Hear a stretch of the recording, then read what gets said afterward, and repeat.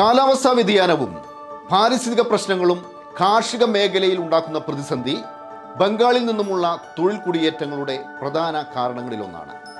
പശ്ചിമ ബംഗാളിലെ സുന്ദർബൻ, മുർഷിദാബാദ് മേഖലകളിൽ കാലാവസ്ഥാ വ്യതിയാനം സൃഷ്ടിക്കുന്ന തൊഴിൽ കുടിയേറ്റങ്ങൾ ഇന്ന് വ്യാപകമാണ്.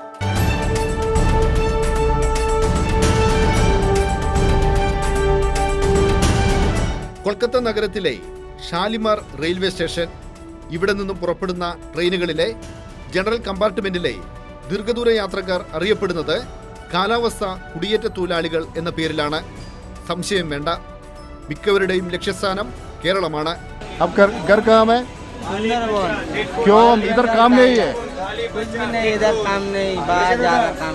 पैसा नहीं मिलता है क्यों? 400 रोज है इधर. ये सुंदरबन में क्या है, क्या प्रॉब्लम है? गांव है, काम नहीं, कुछ नहीं.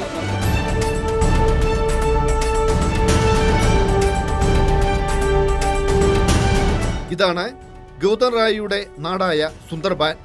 ബംഗാൾ ഉൾക്കടലിന്റെ തീരങ്ങളിൽ പശ്ചിമ ബംഗാളിലും ബംഗ്ലാദേശിലുമായി 3860 ചതുരശ്ര കിലോമീറ്റർ പ്രദേശത്ത് വ്യാപിച്ചു കിടക്കുന്ന കണ്ടൽ മേഖലയാണ് സുന്ദർബൻ.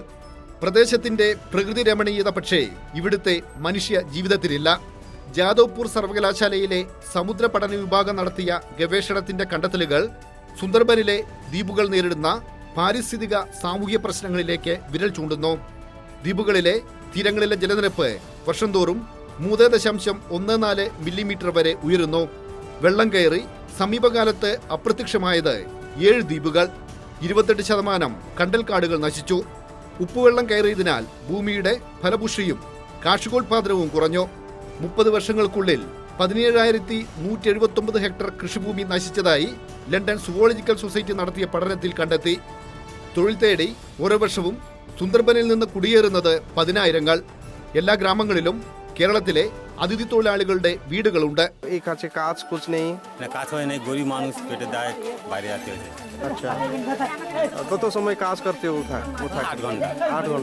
ഒന്നുകിൽ തൊഴിൽ തേടി ഇതര സംസ്ഥാനങ്ങളിലേക്ക് കുടിയേറും, അല്ലെങ്കിൽ തുച്ഛമായ വേതനത്തിനായി നഗരങ്ങളിൽ ഇങ്ങനെ വിയർപ്പൊഴുക്കും.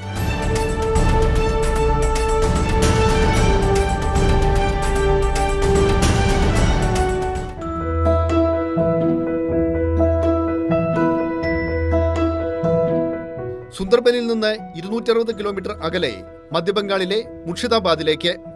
ഏറെക്കാലം ബംഗാളിന്റെ നെല്ലറയായിരുന്നു ഈ പ്രദേശം. കടൽവെള്ളം കയറുന്നതല്ല, ഭൂമിക്കടിയിലെ ജലനിരപ്പ് കുത്തനെ താഴുന്നതാണ് ഈ മേഖലയിലെ പ്രശ്നം. സമൃദ്ധമായ ജലാശയങ്ങൾ, ഫലഭൂയിഷ്ടമായ കൃഷിയിടങ്ങൾ, ഇതെല്ലാമായിരുന്നു പശ്ചിമ ബംഗാളിന്റെ സവിശേഷതകൾ. എന്നാൽ ഇപ്പോൾ സ്ഥിതി വ്യത്യസ്തമാണ്. വേനൽക്കാലത്ത് കൊടും വരൾച്ച, വർഷകാലത്ത് വെള്ളപ്പൊക്കം. തൊഴിൽ തേടി ചെറുപ്പക്കാരെല്ലാവരും കൂട്ടത്തോടെ പലായനം ചെയ്യുകയാണ്.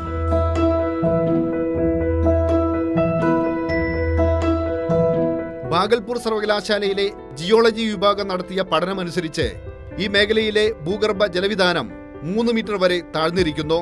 പത്മ, ഭഗീരഥി, ജാലങ്കി തുടങ്ങിയ 11 നദികളും നാശോന്മുഖമാണ്. ഉപ്പിന്റെ അംശം കൂടിയതിനാൽ കാർഷികോൽപാദനം ഗണ്യമായി കുറഞ്ഞു. 25 ലക്ഷത്തോളം പേർ കുടിക്കുന്നത് മലിനജലം.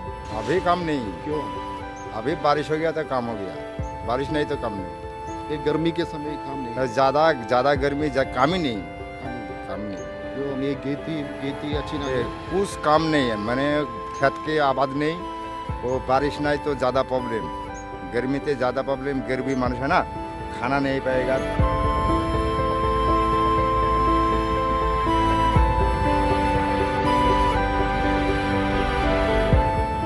പഴയ കൃഷിഭൂമിയിൽ ഇന്ന് നടക്കുന്നത് അനിയന്ത്രിത ഖനനം.